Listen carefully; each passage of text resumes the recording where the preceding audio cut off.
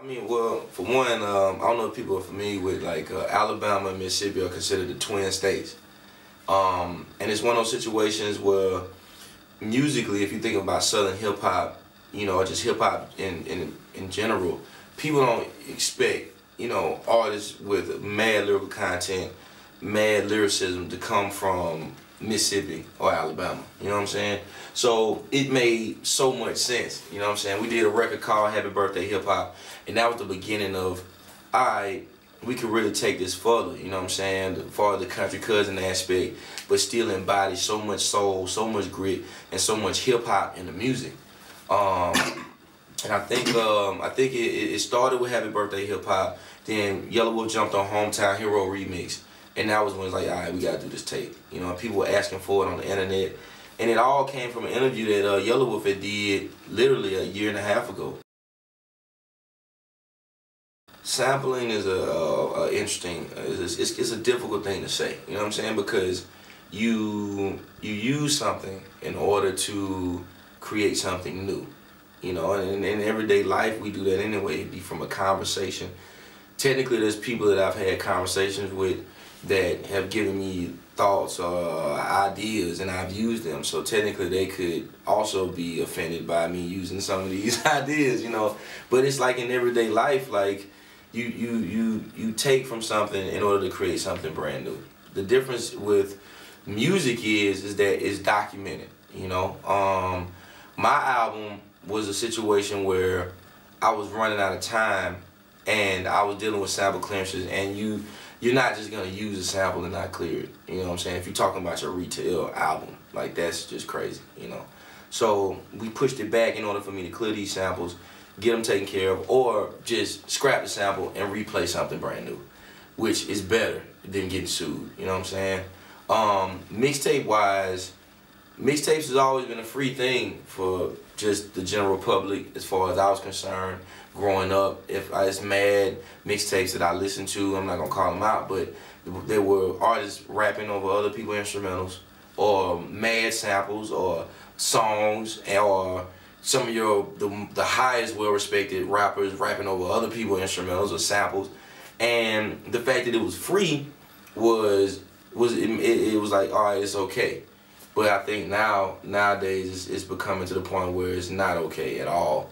And creatively, I think it does take away from music just a tad bit, because ever since Muddy Water and before then, people were replaying gospel records, redoing gospel records and turning them into, you know, shake jump songs or club records, or or what my grandma used to call, dang man, I can't think of the name of it.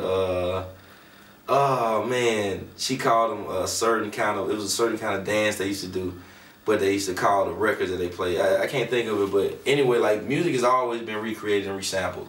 But I think more than ever with technology, you can really tell what you sampled and where it came from, and people want to get paid for it. So, you know, it is what it is. It's, oh man, it's difficult. I want to rap on all my beats. It's hard to like, yo, okay, so you mean tell me I need to scrap this song and give it away?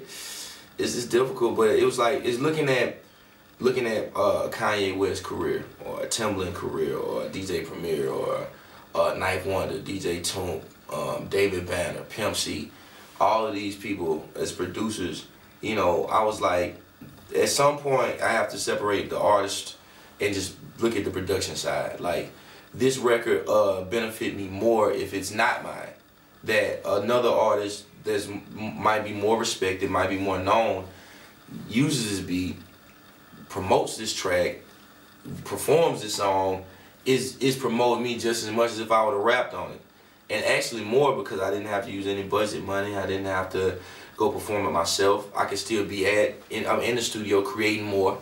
And so, you know, with that in mind, it's like, all right, like if it's jamming, it might not fit me 100%. I'll give it to another artist. I'll sell it to another artist. But trust me, every beat that I've given to somebody, I've sold, I've wrote a verse to, wrote a hook to, rapped on, because in the beginning, it always felt like it was for me. So.